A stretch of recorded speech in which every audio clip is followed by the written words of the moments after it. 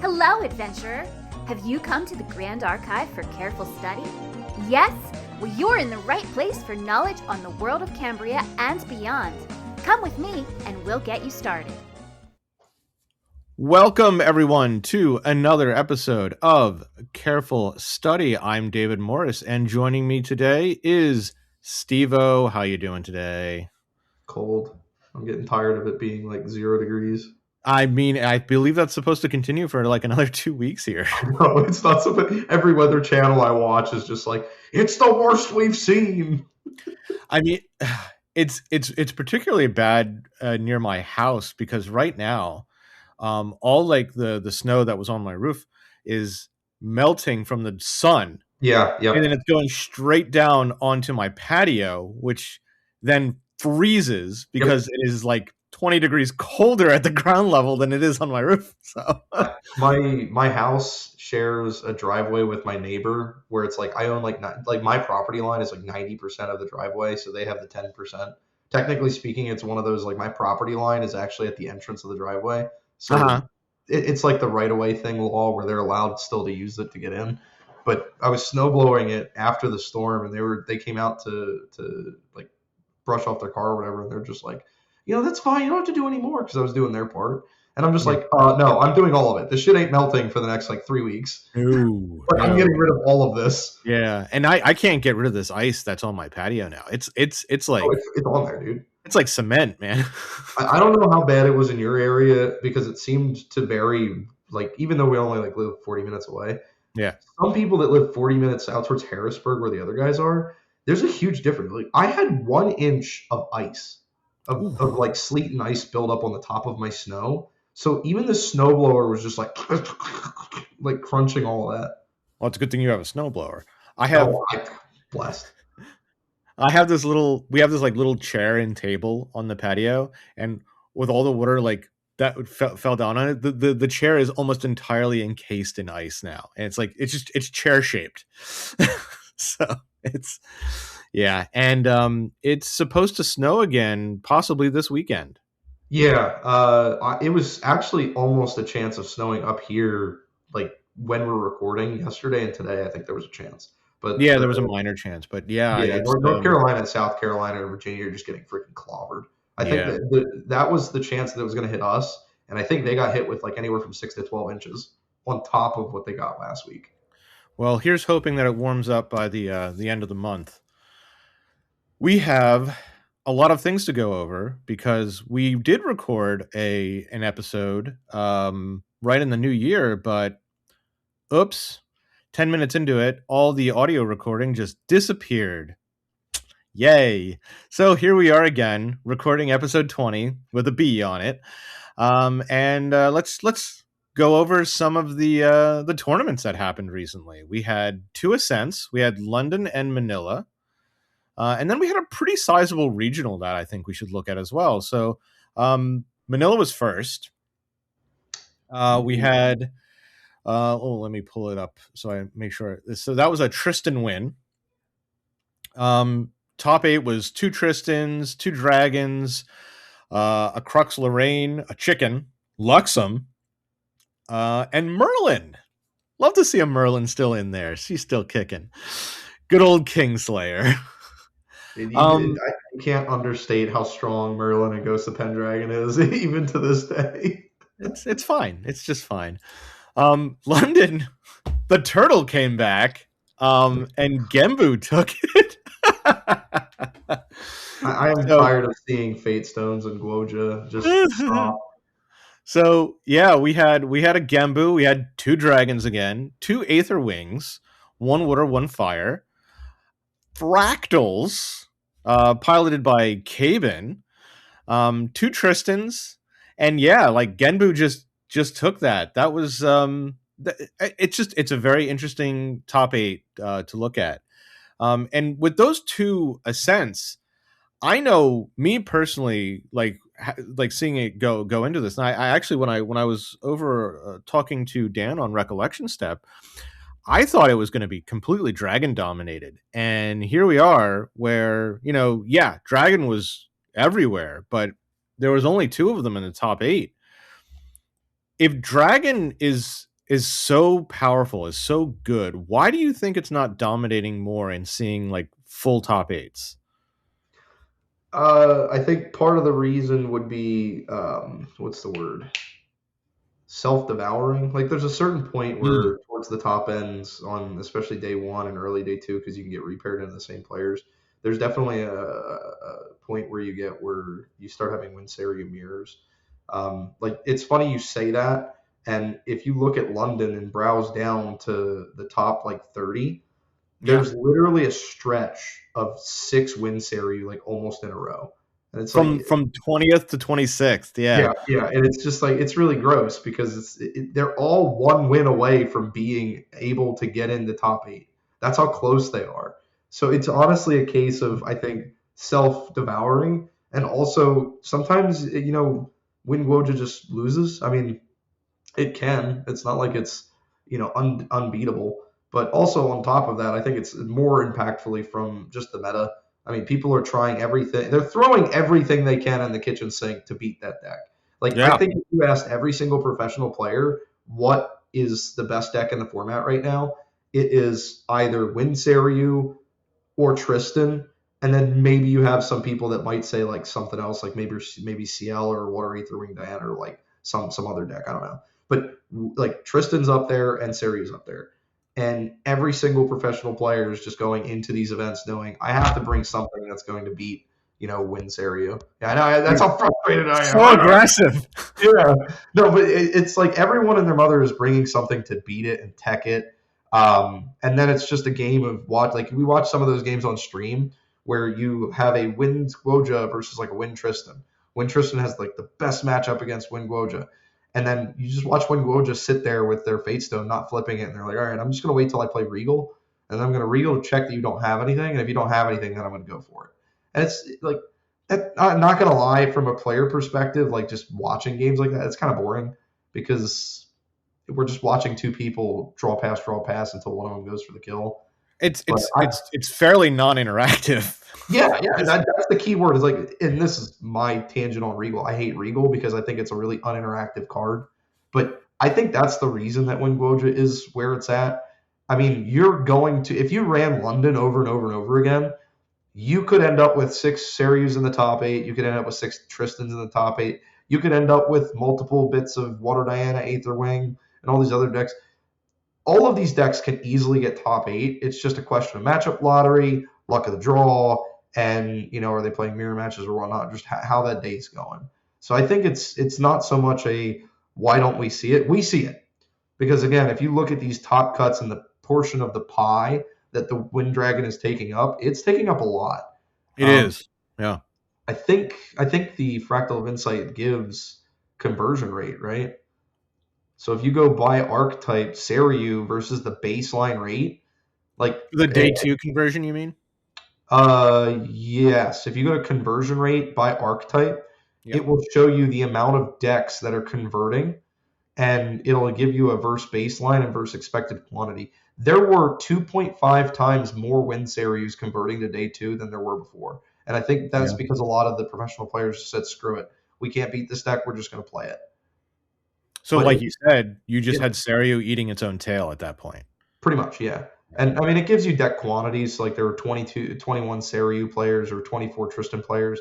Like I think only 4 Tristan players, if I'm reading this right, only 4 Tristans made day 2, which is crazy to think about considering I think 2 of them made top 8, which again just goes to say it's just good players. I mean, it's good players. It's what deck they pick. If they were on Winsariu, maybe they were top 8 with that instead. Yeah, but the conversion rate wise, it's absurd. It's absurd. The London, the conversion rate for Shadow Strike Tristan was only 4 of the 24 decks actually made it to day 2, which is insane.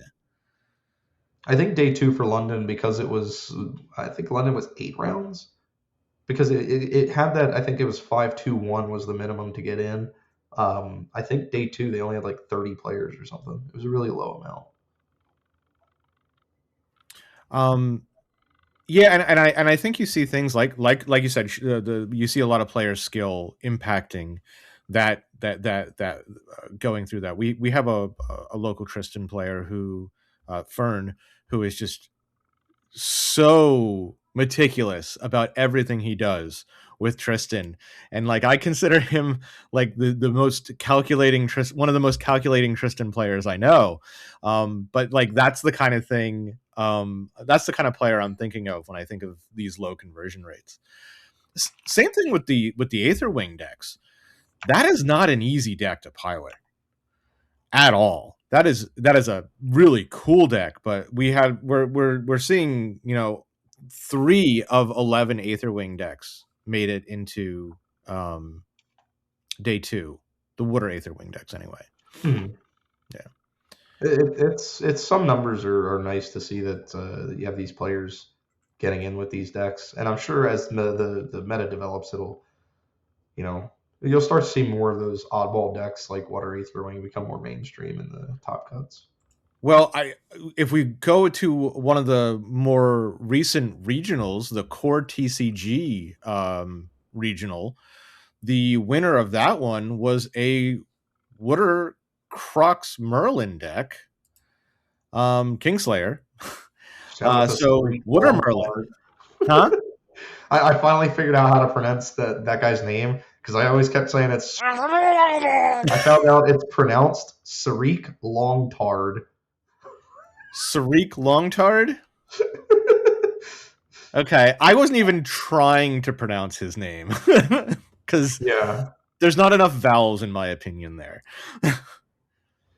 But this is quite interesting to see a Water Kingslayer jump into the meta, and then we saw some of your we saw both Aku and an Oblation Xiao, and I know you've been a huge fan and proponent of the Fire Xiao lists, and have been pretty surprised that we haven't seen a lot of top 8s from them. I honestly think part of the reason is just people playing it. If you go back to London, for example, and look at the amount of players playing Umbra Guardian is separate from Ablation. There's only 4 players playing that deck, and there's only 5 people on Ablation. That's 9 people playing CL out of a 180 player event. Yeah, like that's nothing compared to what the 21 Seiryu that is being played. So it's one of those things where I think it's part population count has to do with it. And again, it's the more competitive players, but it's also the deck. I mean, Oblation sometimes just loses it to itself. Sometimes it has Orb of Sealing to deal with it. But I think that's why. Wait, are you saying you don't always just get the Advent in your opening hand and then discard it immediately, like what happened to me on locals? I give him any deck to play, and he'll just open the nuts. Like, it's new player luck, I'm telling you. That man had a god hand every time. I still he haven't did it to you out. Too, right? What's that? He did it to you too, right?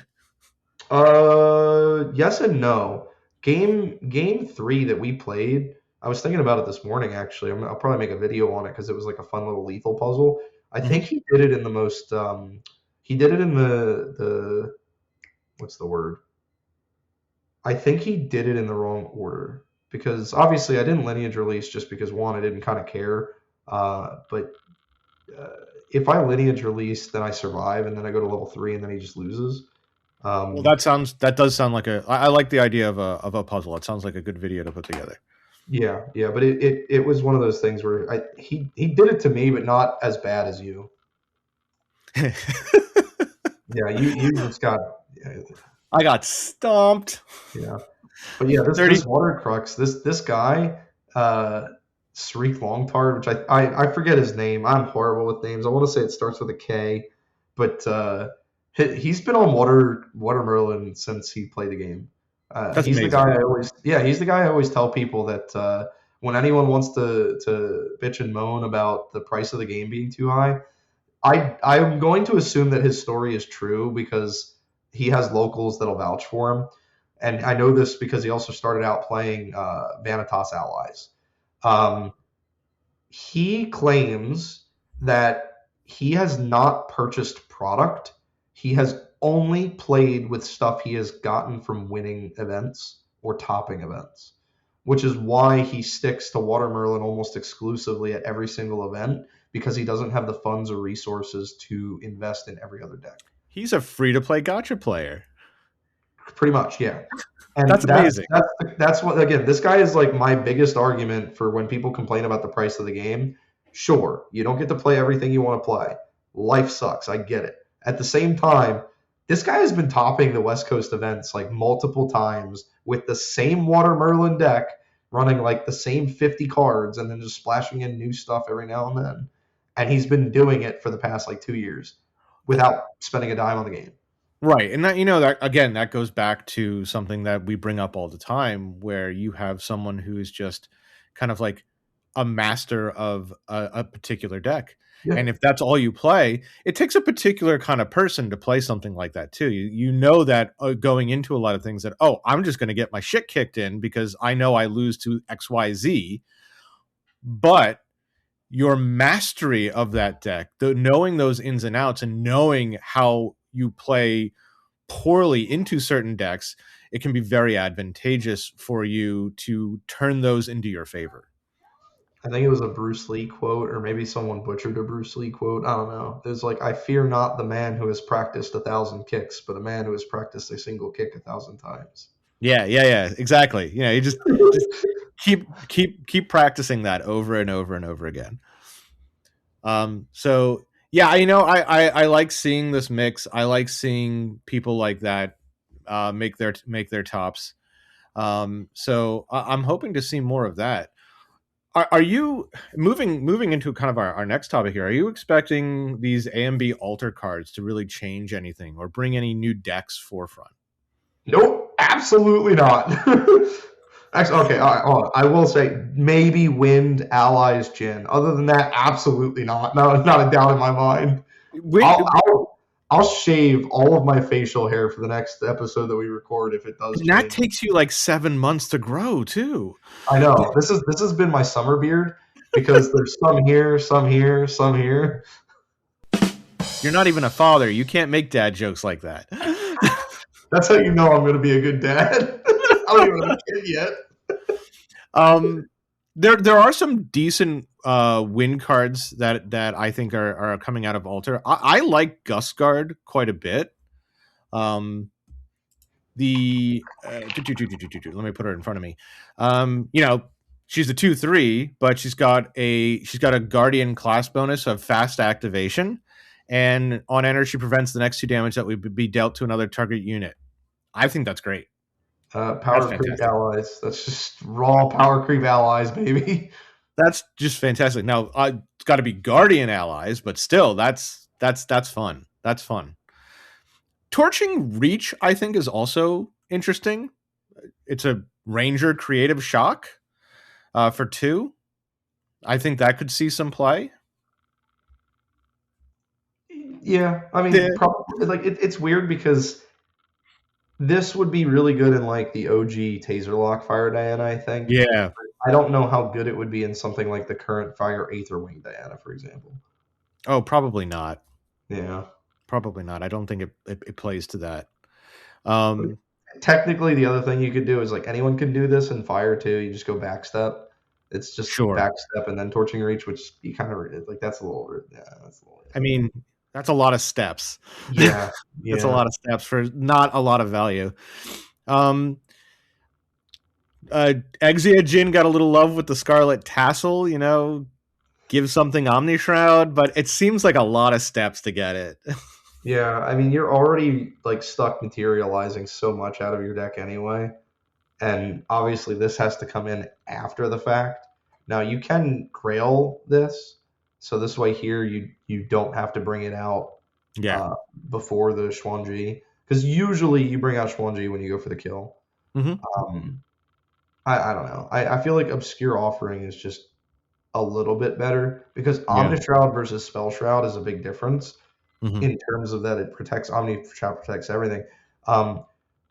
What is the only other thing in the game right now that isn't a spell that's going to flicker your Regalia? Baby Green. And... I mean, like, do we really need to take a turn off to get Tassel just for Baby Green? Maybe. I'm not going to say you don't, but I would say you probably don't care when you play 2 Enrages and then cleave the board for 30. I mean, that's pretty good. So, I don't know. It's a card. This one wasn't on the list I sent you, but It was actually just mentioned in our Discord, which is Herd of the Hearth. Horse. And animal and beast allies you control get +1 until end of turn. Horse allies you control get on attack, draw a card, then discard a card until end of turn. Horse meta? No. Am I banned? I drafted horses this weekend. Dude, your draft was insane. The fact that you had 3 brisk wind trotters and 2 of the horse that on enter got ranged 2. Like, you had 2 units that were in draft were a 4/3 on enter. What? Like that's just insane. And then we have the best boy of this altar set, which is the polearmed steed. I was looking at the Hailfinch thinking you were going to say Hailfinch. Hailfinch? Hailfinch seems interesting. I mean, Bird Up. Bird Up, I'm not entirely sure where it fits. Where you can... I'm sure that there is something there, but polearmed steed. They just strapped a bunch of pole arms to a horse. It's amazing. It's literally just on enter beseech. It's just a 3-cost neutral ally that just says beseech a 0-cost polearm. So like now you can play Jin as if you were Lorraine, because now you can just grab Hwaji, because I think Hwaji's a polearm. So if you go, imagine like the Lorraine Hwaji builds that are running Sunsei and everything. Now imagine you have that, except you have Jin. And Jin's level 1 is pretty good because you get the 1 attack bonus every time he swings. So, like I said, Wind Allies Jin maybe. But other than that, I don't see it. And you would think that a Wind Allies Jin is going to stay pretty low to the ground, correct? Oh, yeah. It's going to be like level 1 Jin. I think you would run level 2 Jin just for like reach because of the wake up. So you could swing with like a pole arm, wake up, and then swing again. And get +2 power from his inherited ability. Yeah, no, I would agree with that. But everything else, nothing really sticks out to me.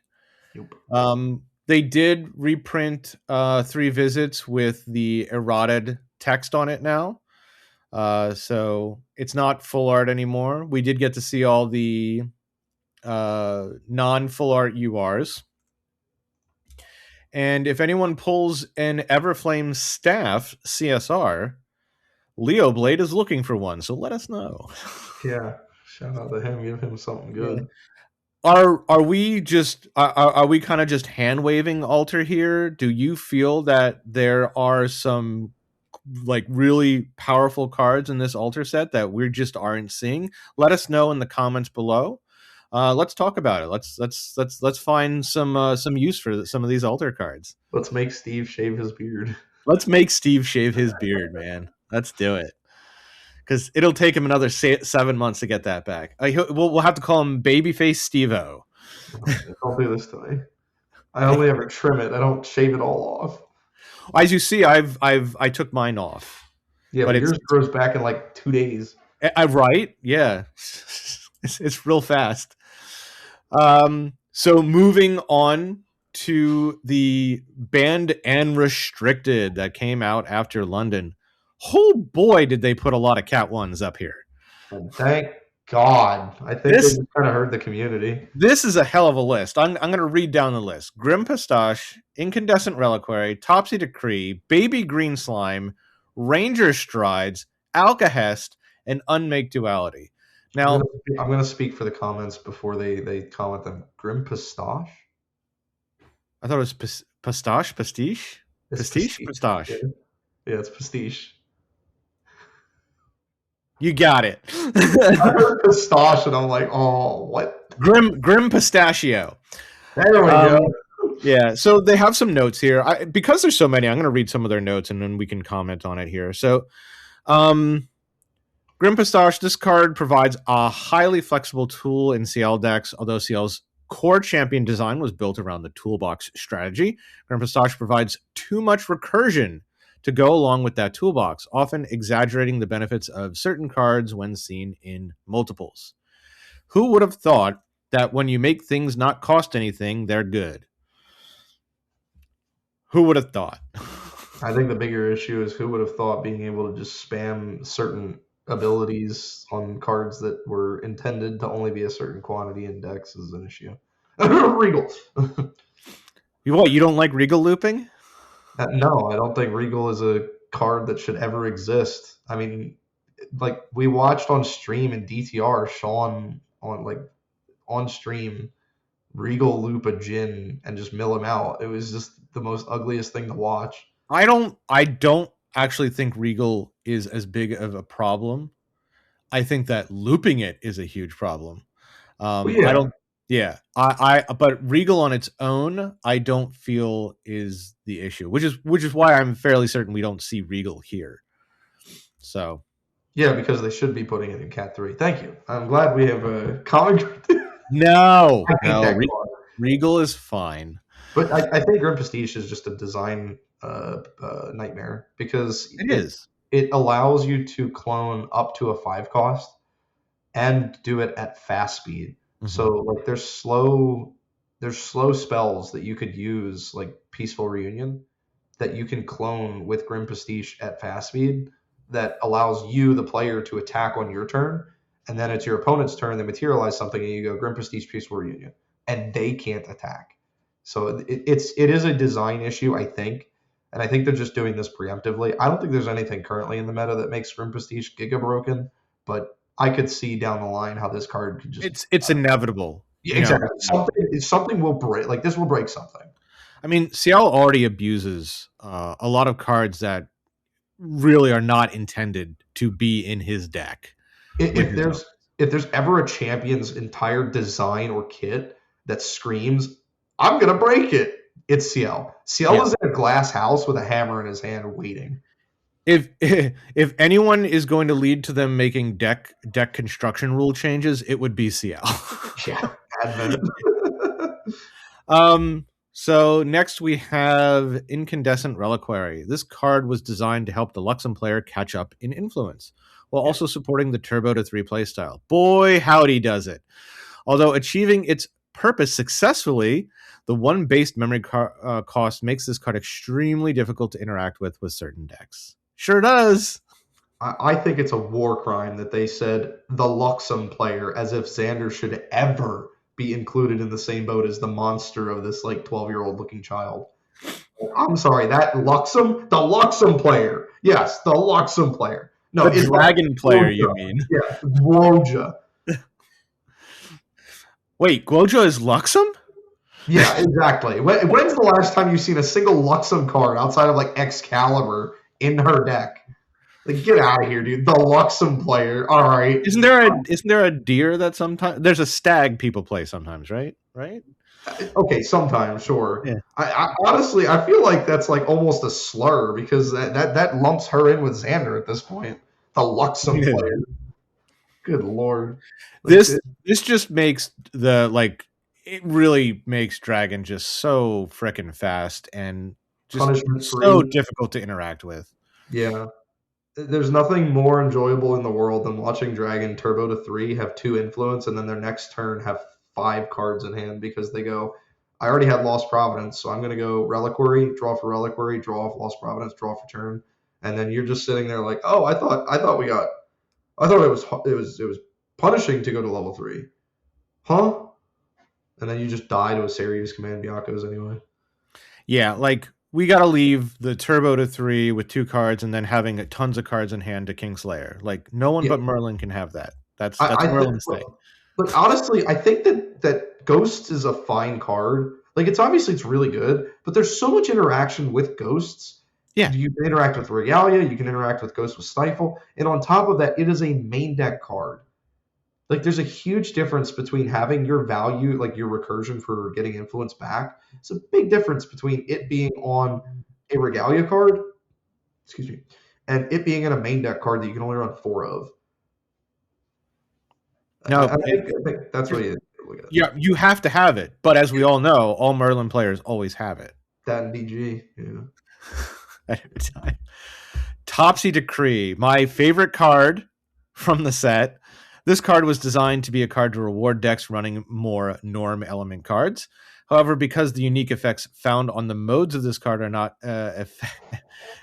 effectively found as a standalone cards in the norm element, it has become a key card of the current format. As the norm element card pool expands, we expect the cost of versatility in Topsy Decree to be amplified. Yes, but it also answers some things that you can't otherwise answer right now. So I'm not sure how much I agree with this Cat 1. So I think Alcahest and Topsy are my biggest like question marks of why is this on the list. Like Topsy's good, don't get me wrong, but I want to say like a third of the reason it's so popular right now is because of Dragon. Because you can play this so they can't Arcane Blast you to death. I mean, and on top of that, you can discard their card. And it's also a very good answer to CL as well. Oh yeah, dude. Honestly, even other level 3 decks, like any level 3 deck that doesn't get the +1 from creative, the moment they try to just put anything in the float, like you play Merlin, you're like, I didn't draw the creative. All right, end phase, fast cure, and you're just like, so, maybe they know something we don't with more norm cards coming in RDO, or again, it's Cat 1, so they're keeping an eye on it. There's been things on Cat 1 for ages. High Dream Fairy, still there. Listen, I've been a proponent of Dream Fairy to Cat 3 for the longest time. Don't do it. The moment you printed the Fate Stones, you can't do it anymore. No, you got to keep Dream Fairy. Yeah, I mean, honestly, make Dream Fairy norm at this point, please. Like, make my honestly, Dream Fairy has to stay around now because you need it for the answer to Cheshire as well. Oh, God, yeah. Because without it, I think really Dream Fairy is for the most part Tristan's only answer to Cheshire, is it not? Yeah, unless they're like madmen running like striking or staggering strike, because I don't think they have any other true sight in their deck. Yeah, they would need a true sight enabler. They could run Peer for true sight. Yeah, but I guess you run that. It's so much more effective, and like removing that would really damage their ability to effectively play into a lot of decks because Cheshire is so popular. Now, here's one that everyone here has been thinking should have been on this list a long ass time ago. Baby Green Slime. The on-enter ability of this card is extremely effective when being used to interact with certain strategies compared to others. In addition, usually strong interaction cards are complemented with an opportunity cost of it being not useful all the time. However, because the wind element draw engine is based on reusing on enter effects, the opportunity cost for Baby Green Slime is very low.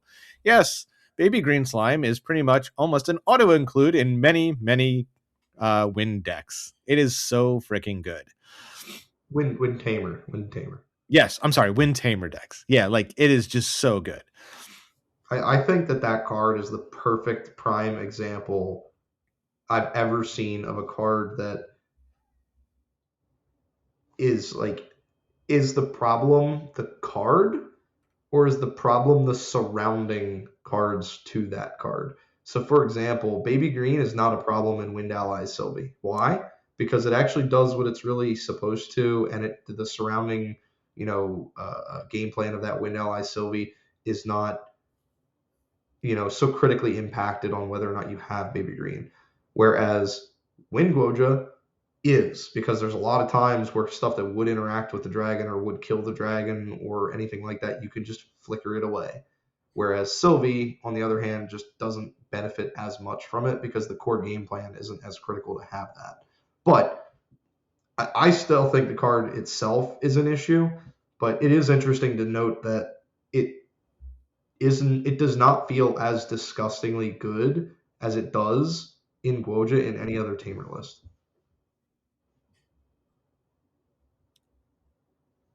It still feels very good in Slimes, obviously. Sure. But Slimes is not that great anymore, so it won't be. It's just gonna be less great if they keep banning these slimes. Poor Slimes. And we have a slime party. We have Slime Party coming soon. Listen, the Slimes had it coming. Now, this next card was just a mistake.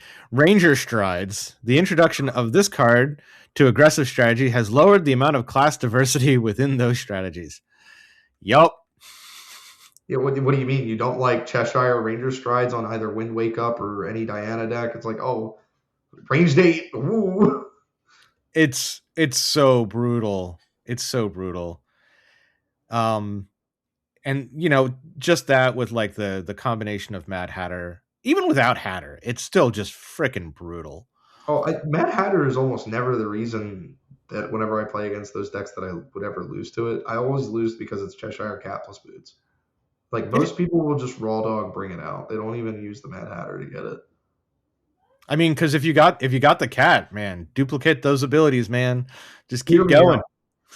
I play against Hanky on this Wind Allies Wake Up, and every single game, I kid you not, every single game, he goes Wind Unique Ally Delu.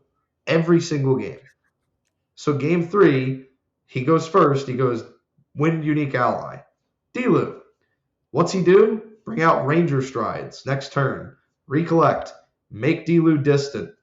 Give him range 4. Attack for 7. Wake him up. Attack for 7. Why?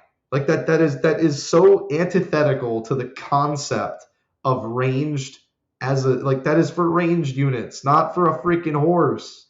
I think that card should have been a 0 cost range 2. I think it would have been more balanced and more fair that way. But I think they So undervalued the value of range. basically, he was tying bows, or he was just tying guns or bows to a horse. Something like that. I think he Yeah, just tied arrows to it and then this like ran down like a rail gun. They put the horse in a rail gun, just horse railgun. See, it's still a horse meta. yeah. It's always been horses. You just gotta attach things to your horses. Yeah, that card can go. I won't shed a tear if that one goes away. This is the other one that we're kind of like, huh? Alcahest. The reasoning for adding Alcahest to Category 1 closely follows the reasoning we previously added Crystalline Mirror. We want to avoid putting accessible and versatile Regalia interaction in the material deck. Making these interaction choices confined to the main deck is something we feel is not only healthier for the meta, but advances skill expression in construction rather than allowing too much toolboxing within the material deck. I get it. They had a design change philosophy. I don't see this being a horribly powerful or abusive card right now. It's useful for sure, but I understand that they want to get rid of it due to design philosophy changes. I mean, yeah, obviously you're allowed to change your mind. Like there's mistakes they made in the past, I'm sure. Yeah. But this card to me is only usable in what like the level. It's got to be Merlin or Arasana or someone who has a way to get to level 4 because the level 4 is the break point for being able to blow up an item. Yeah. So I think, honest to God, at that point it's kind of fair. I mean, like if your deck has the capacity to go to level 4, sure, have it. Crystalline Mirror has been in Cat 2 for so long, and that's way easier to activate in any of the low to the ground fractal decks, or even just like normal Fantasia Dao Chan or something. I will say though, the art or the statements that they have for why they don't like Crystalline Mirror and Alcahest for what was it? It was what did you say it was? They didn't want the destruction or the toolbox or versatility of the card. Yeah, they basically they didn't want Regalia interaction in the material deck. And they said something about like the skill expression of it or something like that. They didn't want too much toolboxing within the material deck. See, I don't understand how in one sentence they can say we have issue with Alcahest and Crystalline Mirror because of X, Y, and Z and the skill expression and toolbox involved with this versus Ranger Strides, which is like Unga Bunga, just hit face. Like to me, those two statements, I guess they can coexist, but at the same time, like one of them takes a lot more skill and deck tweaking to actually utilize, and arguably isn't as near of a problem as the other, which is so straightforward in what it does and so freaking good at it. I'm just baffled that they're like from here on, like the next couple of Ascents or BNRs, I would be shocked if Ranger Strides did not shoot straight to Cat 3 or it was not following the same trajectory, at least at a slightly faster pace than Alcahest and Crystalline Mirror.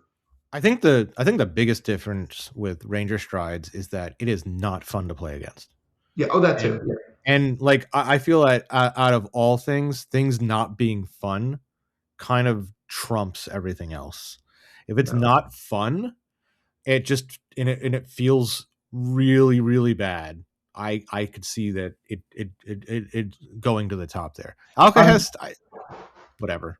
Yeah, like I said, you gotta be level 4 for it, so I think it's fine. But Yeah. comparing Outcast to Mirror, like I can't tell you how many times when I played Fractals using Crystal and Mirror, like sure, don't get me wrong, Fractals being able to blow up or water in general being able to blow up like a safeguard or something that they otherwise would have to fracturize. I Yep. get it. I get the reason for it.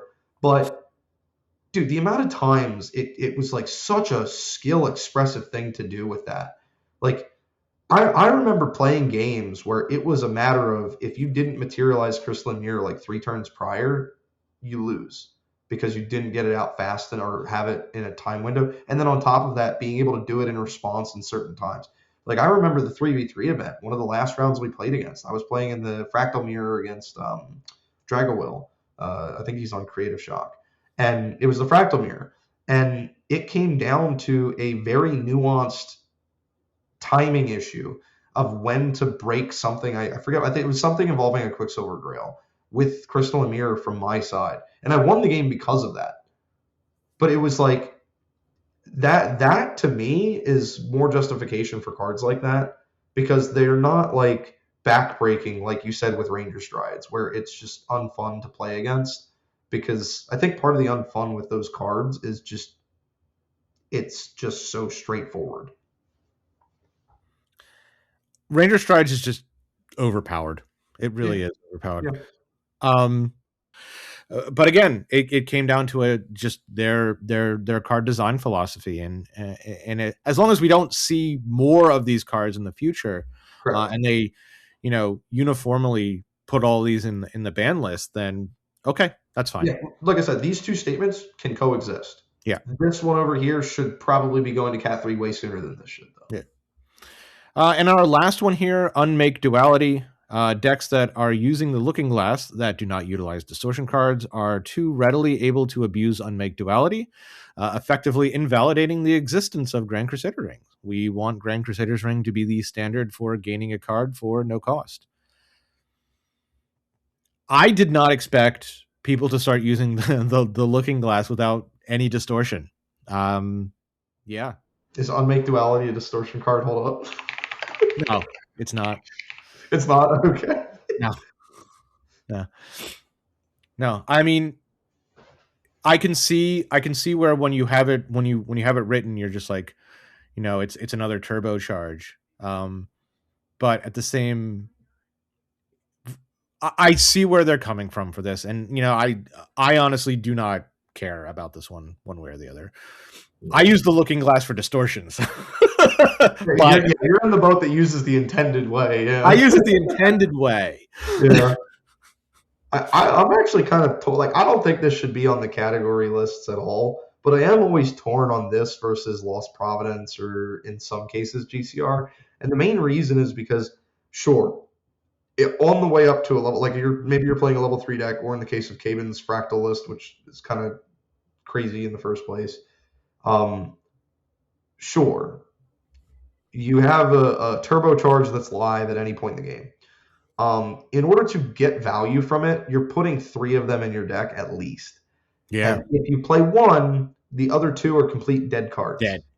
Yeah. Now, don't get me wrong. There are definitely dead cards in like a fire level 3 strategy or any level 3 strategy for that matter once you hit level 3. But technically speaking, they can at least be played. Like there's definitely times where I have a Library Witch in Oblation and I'm just like, sure, I'll play it. Maybe chump blocker. It's fine. It's something. But also on top of that, you have to see the unmake. So you have to see it. There's games where you just won't see it. And even furthermore, it is a +1 that you have to spend a turn to play the card or spend resources to play the card for that turn. Your turn economy is relatively important. So if you don't see this level 1 or 2 in an advanced element deck, there might be situations where you really don't have the time to play this. And that's what's kind of weird to me is like, I think the opportunity cost of this card is justified. You don't get a Divine Relic. You don't get Quicksilver Grail. You do not get Lost Providence. But you get a live turbocharge whenever you see it. It also limits your deck construction, and it also provides 2 complete blank cards that you're going to draw later on in the game. And on top of that, it's going to take you part of your turn economy to play the card, unlike in the case of Lost Providence. Imagine playing Unmake Duality and drawing 2 Unmake Dualities. I mean, at that point, you're putting them down for Dungeon Guides or something else. But man, Gotcha. that would be horrible. I'm indifferent on this one. I will say overall, I do find it fairly impressive that they were willing to put all of these things on Cat 1. Again, this to me is signals that they realize that there are problem cards, that they realize that there are problem strategies, and that yes, we are looking at it, which is why I really appreciate the idea of Category 1. Like, hey, no, we know this could be a problem. We're keeping an eye on it. They acknowledge it, and I like that. I like that quite a bit. As I've said before in other TCGs I've played, they don't do that. You know, they don't say anything. They're just silent about it until they inevitably go, and we're going to ban it. Yeah, and then the new set comes out, and all the new sets like way more broken than that. You sound like a broken Yu-Gi-Oh player.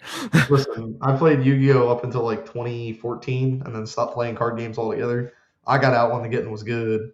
I saw what it became, dude. I saw what it became.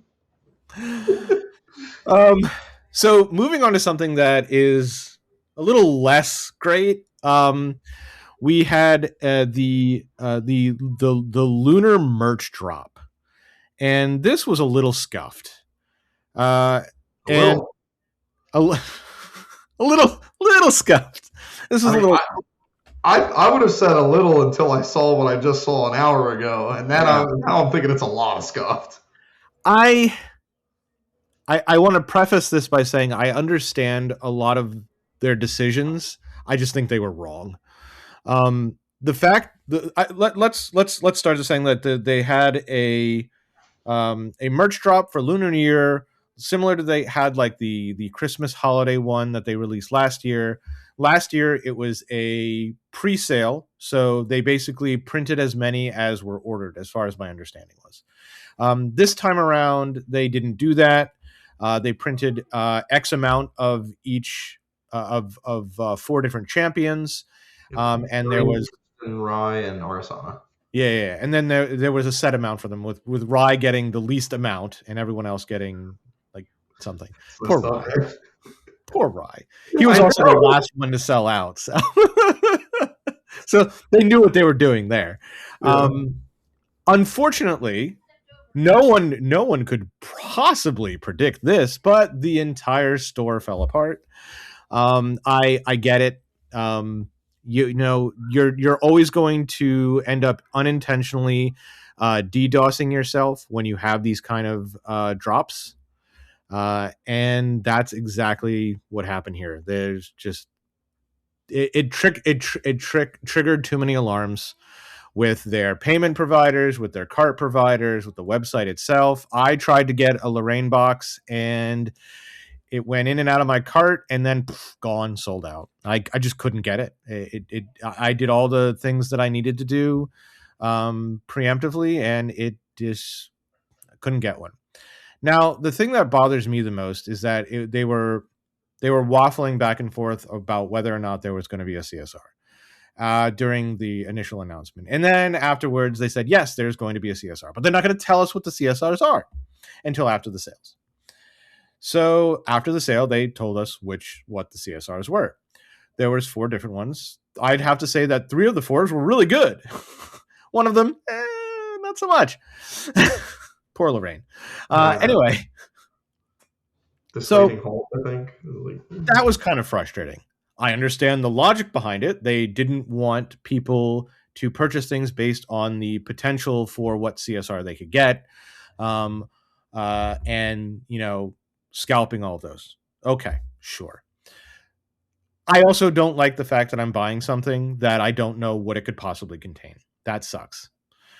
And then we find out not only could you randomly get a CSR, but now you could also get the new like cloth, the new cloth The new fabric playmat method of mats, new construction, play mats that as opposed to this like this stuff here, are like the old neoprene. thing. Yeah, Yeah, as opposed to that, now they had the chance of coming in with one that was a cloth playmat, which is the new reclaim playmat that they gave at the Ascents.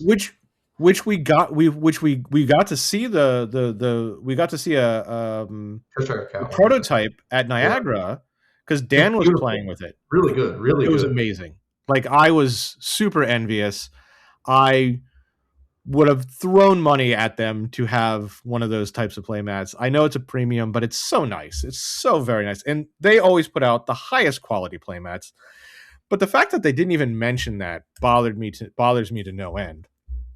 Because I really enjoyed the art that they put in those Lunar merch packs, and the fact that they only just announced that, oh hey, yeah, you know that merch drop that got screwed up, there's even more surprises, and it's just FOMO alarm to the max now, and those things are going to go pretty high up on the secondary market. So Oh, for sure, especially with yeah, limited quantities of it, and given the pull rates were, I don't know what the pull rate is, but there's no way it's anything above 50%. I'm sure the wonderful folks over at Merlin's Marketplace are going to tell us what all the pull rates were. They'll definitely gather it. They always They'll have a figure it out. spreadsheet. No Yeah, they'll question. figure it out. Um, I hope that they very much learn from this. I would honestly prefer if they go back to the pre-sale, so that if you want one, you get one. Obviously, just limit the purchase to one or two. Get the money in advance, print them out. Sure, it's going to take us longer to get the darn things, but whatever. At You'll least it's get not going to crash your it. store. Yeah. And just tell us what's in the damn thing. Did you watch the Christmas stream? Yeah. So for even more context, they had the Christmas stream where they were debuting all of this, and they showed all of the stuff that you get in there. Now, I did not buy any of this because I'm not a big like merch guy. As you can tell, my room is basically barren as hell. Which is Because why it's so echoey. yeah, pretty much. Yeah, because I don't really collect anything. Like even I'm foiling out CL because I'm trying something. I'm trying to, bucket list. Oh But yeah, send Steve-O help. He's foiling and CSRing a deck. We don't know who this man is. I'm an alien. But yeah, like I don't collect stuff, so I never really purchased any of this. But I don't know what the website looked like, what the website told you the contents were, but I know from the live stream they debuted all the contents, and Yeah. you got to see that it was like an acrylic standee, it was a tapestry, a playmat with a really cool playmat tube holder thing or whatever, box that doubled as a collection, like a bulk box. The box looked very high quality too, Yeah, like similar to exactly. like the Reco deck boxes. Oh, even more. I think it looked even better. But there was so much cool stuff that they were showing in there. And I remember towards the end of it, because they got to the Q&A, and I remember there were some people asking them about like the promo cards. And it was like pulling teeth to get from Silidar whether or not it was going to have a CSR, like a chance at a CSR. And it was like pulling teeth to even get that answer out. And I don't even think they answered it officially. I think it was kind of one of those like wink, wink, nudge, nudges. I think they did not during the stream. After the stream, it was confirmed. It was confirmed. Okay. Yeah. But I just remember the vibe from the stream from that question was just kind of like they kind of didn't want to say it because they wanted it to be purchased for the whole concept of it is a merch thing. Like it is a collector's item like for The my statue. Baron, yeah, it's like a statue kind of thing. It's like for my Baron wall or my Baron room right now, where I would fill it in with GA merch, which is really cool. That's why you buy the box. You're not buying the box for the CPR or the chance at a cloth playmat. But The yeah, merch itself is the collectible. correct. Yeah. And I think that's the issue with these things is not like half of it has to do with the like the website itself and the actual sale of this stuff. And I think the other half of the issue is you probably should stop putting CPRs in these things as a chance. Because and also, like you said, tell us what's in there because not knowing that there's a chance at a felt mat would change how people buy these things. So it's kind of like the statement of this is designed for the collector, not like the chaser, but we're also putting chase stuff in here. It's like, okay, you're starting to go different paths here with this because a collector buys a product knowing what they're getting because it's collectible. They're not buying it at the chance at a collectible rare, you know. So I think there's a difference. There's a difference between a chase collector, and just like a merch collector. You know. Yeah, exactly. The person who likes to buy those anime figurines, Yeah. or gets the collector's Pokemon tin or something like that. I didn't even buy this. I got this from a crane in Japan just because I love the Black Rose Dragon because it's when I played Yu-Gi-Oh. It's a cool thing. Yeah. It's like the only collectible thing I have of the entire game on my desk. When Merlin's stand comes out, I'll be getting a Merlin stand. I think it's flat out a mistake. You know, if they're going to do CPRs, and I'm not going to tell them, I'm not going to say if they should or shouldn't. I would like there to be merch products that are just merch, you know, like a merch box that has, you know, a figurine, a standee, and a playmat in it. That's awesome. And yeah, if there's like rare drop, promotional, limited edition, possible chase stuff, that's great too. But like, just come out and say it. Just say it's in there, please. But I think they don't say that, and they didn't say it this time and didn't want to say it this time was because, again, they were trying to sell it to the collector, not the, you know, like the CSR collector type thing. Well, it didn't work. No, it didn't because I think people rightfully assumed that there's going to be a chance at CSR in here, so we're going to buy it. Like the Kong Ming one that they did, I think most people, like they put a limit of 6 on it. People were just buying 6 because higher chances at the CPR. You don't need to buy 6 of these boxes. They contain the same shit. Like you're not buying it for the reason it's being sold at this point. And that's why I think it's an issue. I hope that they approach these merch drops differently in the future. And that they prepare all their website partners better next time as well to say, hey, we're going to have, you're going to get loaded, dude. We're going to have 1,000 peoples. Please don't block our cart and our payment processor. I don't envy that. I've had to deal with that stuff before. It sucks, especially when you go to your payment processor and you tell them, hey, we're running a deal today. And there's going to be we're dealing with like the millions in the work that I do. It's like, we're going to have 500,000 people trying to jam this purchase all at the same time. So please don't turn off our credit card processing. Yeah, it's disappointing. Yeah, I think that's probably the best way to put it. Umbrella term. It's just disappointing. We have one more thing to go over, and that is the Banish Zone Regional. Have you bought your ticket yet, Steve? No. Every time you tell me to buy it, I forget. Remember, we sold out last time, and you bought a ticket that did not include a binder. All right, hold on. Give me a second here. All right, I'm going to do this. You ready? Oh, shit. That's my computer. Do you see all these little binders over here? Yeah. Yeah, there's like, oh, I actually did. Yeah, you see that pink thing? Yeah, I got like 5 of those things. Okay. You really think I need another? Yes. I want you to be able to make furniture out of the binders. You know, my couch has been a little bit of rocky. Let me put a binder in. I want you to be able to construct a chair that you sit in that's just binders. Like a Game of Thrones throne out of binders. I'm close. The chair might be like 2 inches off the ground, but it would still count as a chair. After this regional season, I think you'll be there. So anyway, the Banish Zone Regional. Purchase your ticket today. We sold out last time. We have added even more seats this time. It'll be super cozy, but we can fit just over 100 people this time. So I want to see us break 100. It'll be on February 28th. That's the end of this month.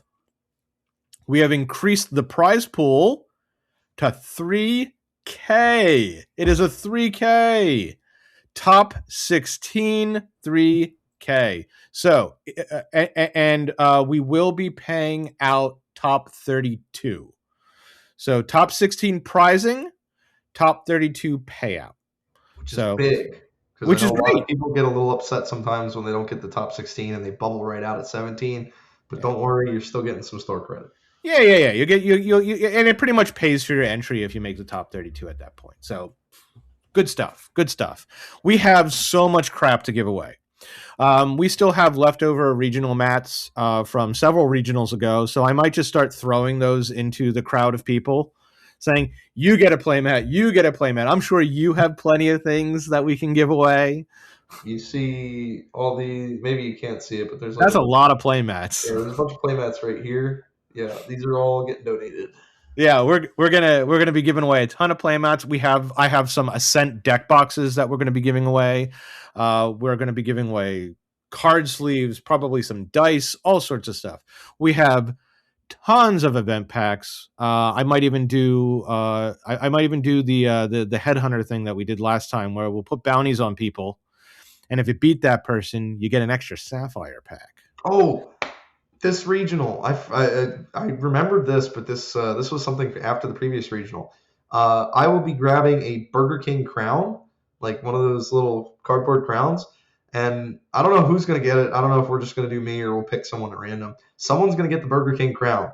For every time they lose, or whoever beats them gets the crown, and it just keeps going. So if you win early and you just keep winning, you just get to keep the crown. And I'll tell you this much: if you got the crown, at the end of the tournament, because I love this idea, you're going to get something very cool.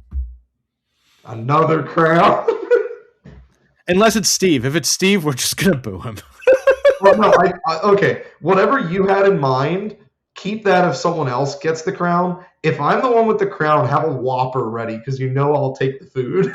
We'll get you a double Whopper. Oh.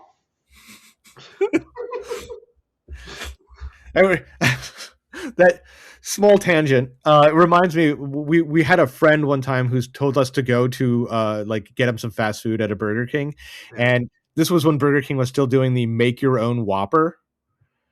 So I'm not gonna lie, I don't even remember that. They had the build your own Whopper thing going on. So we had them build one with 5 patties. Whopper. And put a piece of cheese under each one. Did it even have buns? Oh, it had buns. And wrapped it, and then we put it. He said, "Get me the biggest one they got." I was like, "Sure, we'll get it for you." And we put it right in front of him. He said, "Oh my God, what have I done?" What do you mean? Huh? I would devour that thing. Are you kidding me? I believe he finished it. He did not feel well afterwards, but he did. Anyway, so yes, you can watch. We can watch Steve Speed eat a Whopper if he keeps that crown. Really, please, everyone who comes to our regionals has an amazing time. If you are in the Northeast, come on down to the Banish Zone. If you are in the Southeast, come on down to the Banish Zone. If you are in the Midwest, come on down to the Banish Zone. Come up. See. South, you have to go up. North, you have to go up. Whatever, they'll figure it out. I technically have to go east to the shore, but I still say down the shore. Over yonder. Over yonder. We've had people fly in from Florida. We've had people come from Ohio. We are very much trying to get a bunch of people from the Fargo main deck crew to come on down. I believe we might very well get main deck Mitch coming in. I think he's pretty much sold in. I told Perfy he has to, because he's in Ohio, right? Yeah, he's been in Ohio like the entire time. He just Perfect. People come further. What are you doing, dude? I know you're watching this right now. Well, listen, I'll defend Perfy. He lives in like a non-existent plane of existence because Ohio doesn't exist. So maybe that's why. No one likes Ohio. But we love Perfy, so I hope you make it here, man. Take Steve's crown from him. There's so many people that can take my crown. Come on, I'll give it to you. We always have a great time. I hope you all come. If you're coming, leave a note below. I want to thank you, Steve, for recording this essentially again. We talked about some of the stuff we already talked about before. Hopefully this recording works great. Do you have anything that you want to tell our watchers, our listeners, before we head out? Yes, but I don't know. Do we want to spoil some of them? I have some like lethal. I have like a long form lethal puzzle where we'll go over a couple of lethal puzzles, and then a couple of other categories and topics like how to measure your approach at events. Like how do you handle yourself at events? How do you keep your cool? Which I can definitely say from experience because I've had some not too great moments in the past year. It's been my worst like past 6 months. I think for a short period of time you were known as Hulk Rage. yeah. Because the past 6 months I've just been not happy. But you know how to handle yourself in tournaments, and then just like a couple other small stuff. But you know they'll be coming out throughout the weeks. Don't worry. Pouring out that content. I hope you enjoyed. If you haven't already, please make sure to subscribe to Careful Study and leave a comment, leave a like, all those wonderful YouTube things. We enjoy hearing from y'all. We thank you for watching and hope you'll have a good time. See y'all later. Oh, are you leaving so soon? I hope you found what you were looking for. Please be sure to return. We'd love to have you back.